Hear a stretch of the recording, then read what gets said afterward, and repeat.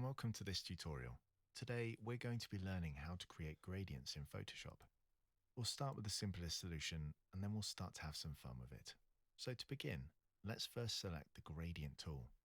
It occupies the same spot as the paint bucket tool on the left. In order to select it, hold down your left click to make your options appear and select the gradient tool from the list.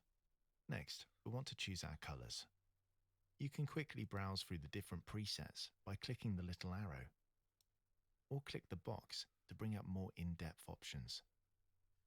Next, simply decide where you'd like to begin your gradient.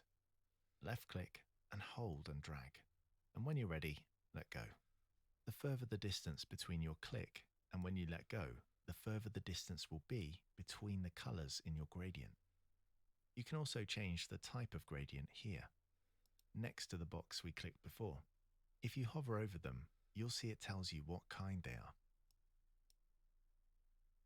Now, I didn't come up with these colors by accident. I actually got them from this photo.